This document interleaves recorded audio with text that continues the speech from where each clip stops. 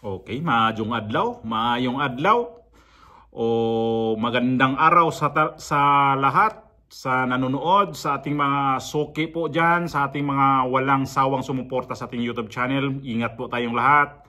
At ito na po yung gawa natin ng reaction na. Itong si Torre at saka itong tinatawag tong binalita sa bilyonaryo na turf war daw ay mukha yatang totoo nga siguro kasi itong si Torre kasi noong noong kailan ba to? Parang may binanggit dito, di ko na makuha yung eksaktong sinabi ni nito ni Remulla, ni John Vic Remulla dito sa kanya. Parang ginawa niyang parang ibig sabihin nun parang uto-uto ba ganun. Pero hindi yung term ginamit na ganun. So ito na ngayon pala, mayroon nang sinasabing turf war daw. O ito yung video muna para mapanood ninyo. Baka mamaya maano natin to. Dagdagan natin mamaya yung reaction. Ito yung mga video. May namumuong turf war umano sa pagitan ni PNP Chief Nicolas Torre at DILG Secretary John Vic Remulla. Ito raw ang dahilan kung bakit napurnada ang isang revamp sa police force. Narito ang exclusive agenda report ni Francis Polve. Tablado ang pinatupad na reshuffle ni PNP Chief Nicolas Torre matapos pagpalitin ng pwesto kamakailan para sa second highest position o Deputy Chief for Operation sina Lieutenant General Bernard Banac at Lieutenant General Jose Melencio Nartates Jr.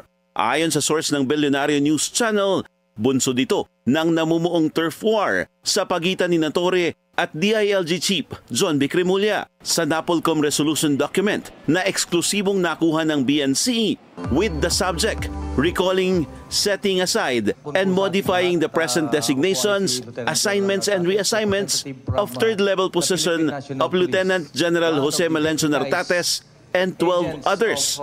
Nakasaad na habang nasa Chief PNP ang kapangyarihan na mag-designate, assign at mag-reassign ng police commissioned officers sa third-level positions base sa Section 26 ng Republic Act 6975. Ang kapangyarihan na mag-review, approve at mag-modify nito ay nasa NAPOLCOM. Nitong August 9, nag-issue ng resolusyon ng NAPOLCOM para sa placement ng third-level positions na kailangan ang review at confirmation ng Commission and Bank.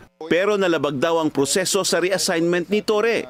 Kaya ni-recall, sineset aside at ipinapamodify ang designations, assignment at reassignment ni Banac at Nartates.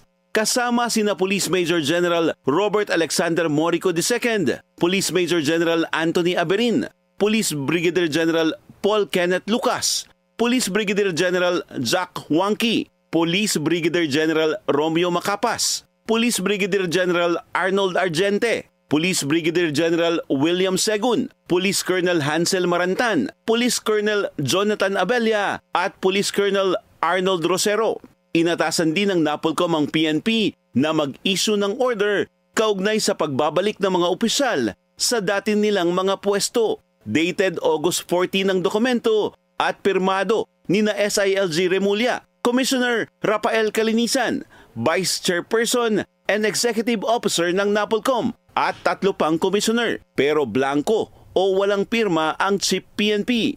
Matatandaan na kabilang sina Nartates at Torre sa mga opisyal na pinagpilian ng Pangulo na papalit sa nagretirong si General Romel Marbel. Wala pa namang pahayag ang PNP kaugnay dito.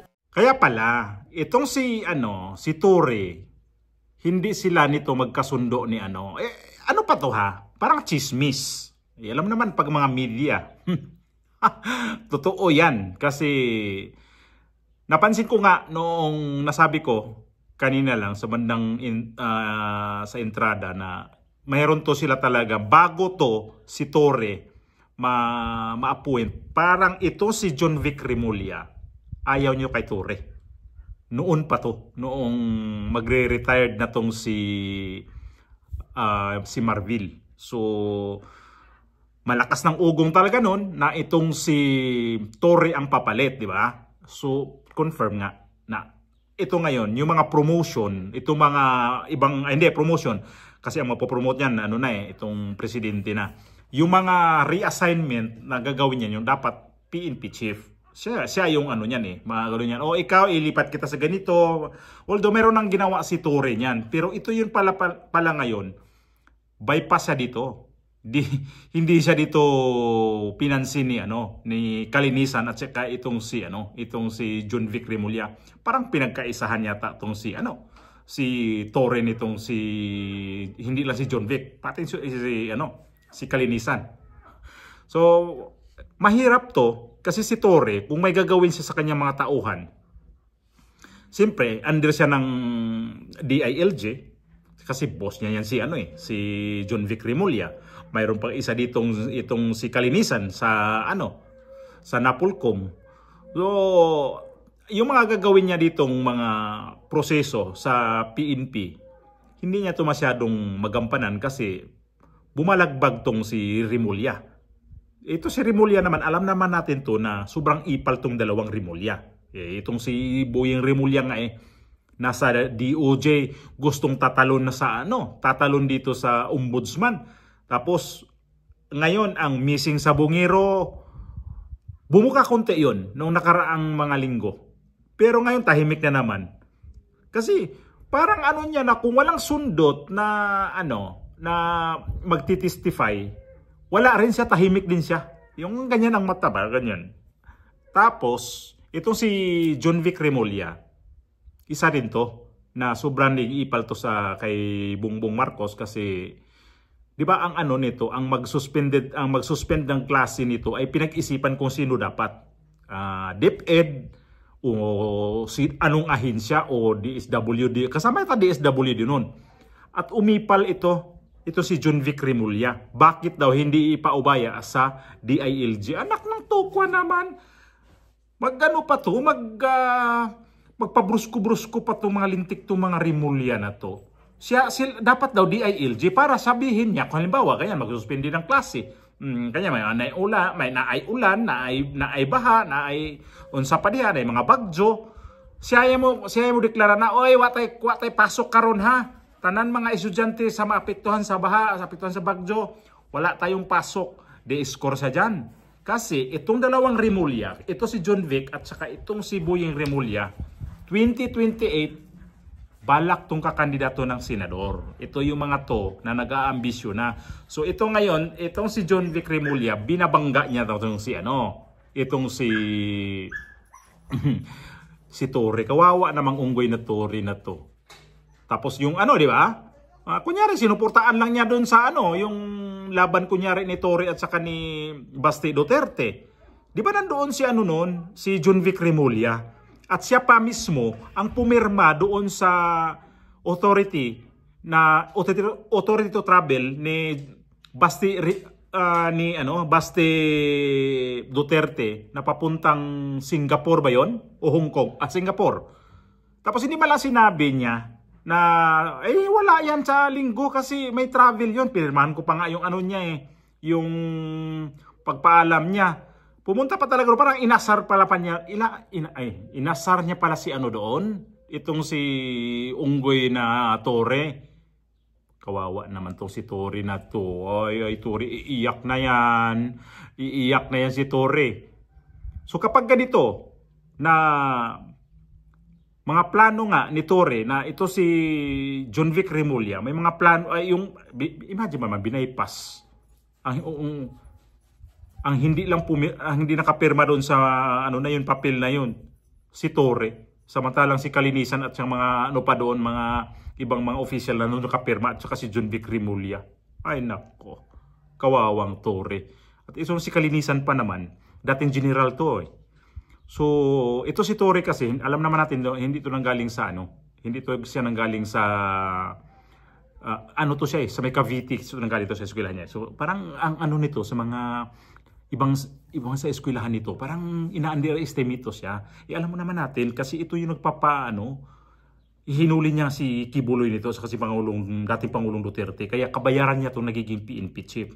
At saka ito na ngayon, yung balak nito, mayroong nito nagplano na, pwede daw gagawin tong tatakbong presidente sa 2028. Imagine, na to, may plano na nito yung, si Trillanes ang nagsabi na pwede nila tong pipick upin nakakandidato ng presidente sa 2028. Imagine na tumatayo ang balahibo ko nung narinig ko yun. Kung anak ng to, kasi Torre. Hindi naman ang apog nito ni Trillanes, tapos si Torre pa talagang i-endorse niya. Di puga, gida. Nakakaano ba? Nakakarindi itong mga ganito na sila-sila na ngayon, nag-uuntugan na. Ano na? Sabi ko nga bago tumatapos yung taon na to, hindi lang to sila mag-uuntugan kasi may mga sariling interest Dalawang Remulla, either John Vic o itong si Boyeng Remulla. Pag si Boyeng Remulla hindi malipat ng ng tawag nito sa ombudsman, sigurado tatakbo ng senador to kasi dapat ito yung itong 2025 tatakbo yan. Iwan ko ba't di natuloy. Kasi kaya siguro tinatarget niya itong ombudsman. Nagkaroon pa yata ng problema sa ombudsman. Kasi nga may kaso sa ombudsman tapos siya ang papasok doon. Parang gimila-mila man to si Kuan. Itong si Remulla. Si Boyeng Remulla. Ito yung si Torre. Yung mga yung mga pautot mo na 5 minutes na responde ng mga pulis. Paano yan? Paano kung i-discarrel din yan ni John sabotahe ba ni John Vic Remulla? Alam mo naman natin pag inggit sa katawan ang pumasok. Nako, delikado yan. Kapag inggit sa katawan ang pumasok sa tao, walang pinipili yan. Kasamahan mo sa trabaho yan, kasamahan mo sa sa serbisyo mo yan, kasamahan mo sa gobyerno, wala silang pakialam yan kasi ando na kahit sino, kahit hindi nagtatrabaho sa gobyerno. Kasi itong dalawang Remulla, ito si Torre, nako, kasipsip nito sa presidente. So, umpisa na ang kanilang untugan dito sa kanilang mga plano. Kawawang Torre. Kasi nga, mayroon pa siyang pautot nung pinakita siya kay presidente na responde talaga ang bilis. Tawagan na lang sa radyo o tawagan yun. May mga something ganun tawagan, di ba? Na ang bilis ang responde nga. So, ayun. Yun pala, mayroon silang turf war daw. Ano ba yun? Na-scope ng bilyonaryo Good job, bilyonaryo. Patuloy nyo lang ang ng mga balita ng ganyan kasi ayan ang gusto ni Bongbong Marcos. Wala na ba talaga tayong mga journalist na di ba? Sinasabi si Bongbong na, nako, Bongbong, mga tauhan mo, ayusin mo na to. Kapag hindi mo to ayusin, ikaw ang nito. Ikaw yung susungay nito, itong malapit ng 2028. Pustahan pa. Sinabi ko na to na itong mga alagad ni Bongbong Marcos. Nako. Magboxing na lang to talaga sila ni Torre at saka itong si John Vic Remulla. Sabi, sinong matirang matibay nito? Matirang matibay talaga nito. Kaya lang, ito si John Vic Remulla, may backup, ito si Kalinisan. Tingnan natin kung saan talaga ang nito. Si Torre, alam naman ang ugali ni Torre. Pag hilahin ko yan, iyari na.